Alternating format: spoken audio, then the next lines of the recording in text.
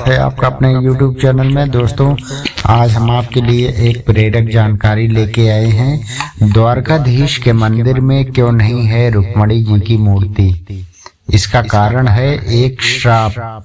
द्वारकाधीश श्री कृष्ण को जब भी हम याद करते हैं तो हमारे मुंह से राधे कृष्ण ही निकलता है। कृष्ण के साथ राधा का नाम ऐसे जुड़ा है मानो ये दोनों नाम कभी अलग हो ही नहीं सकते।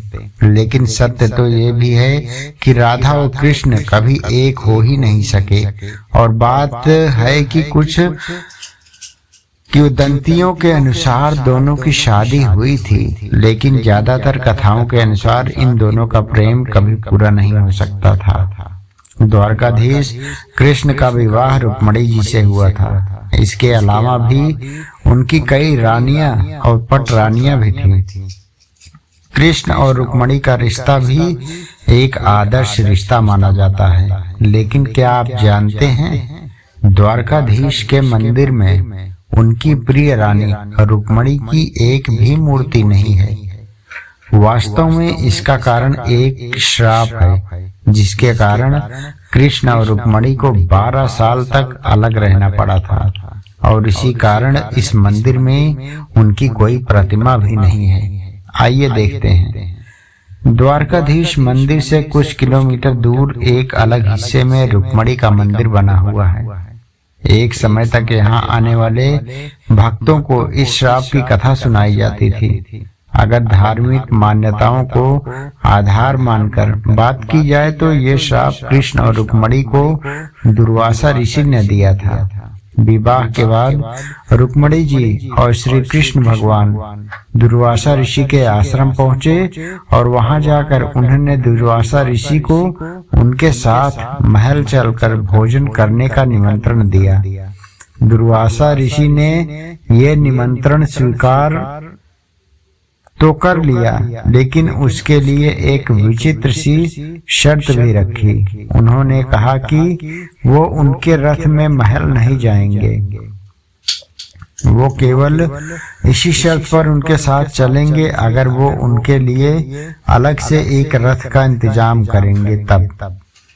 कृष्ण भगवान ने ये शर्त मान तो ली, लेकिन दोनों ने इस बात से परेशान थे कि वो इस शर्त को पूरा कैसे करेंगे, क्योंकि उनके पास उस समय एक ही रथ था जिससे वो स्वयं वहां आए थे।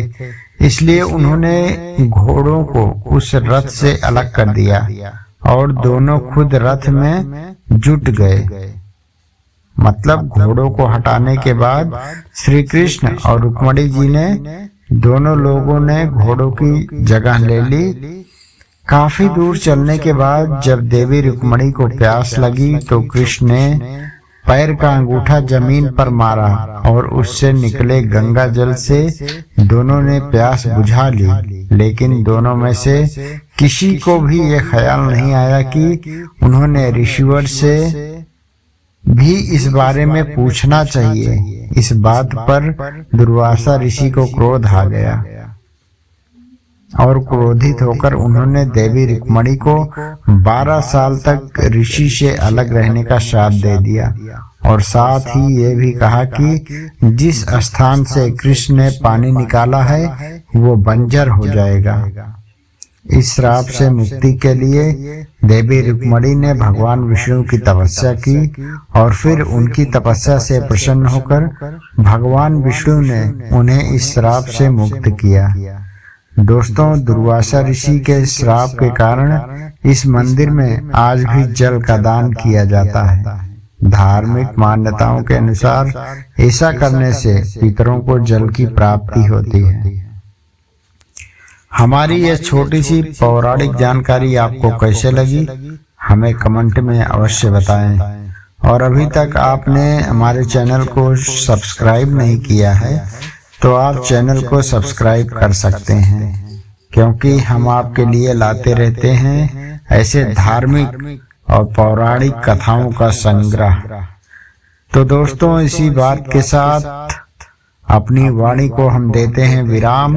मिलेंगे एक नई रोचक और पौराणिक कथाओं के साथ। तब तक के लिए नमस्कार, प्रणाम, जय हिंद।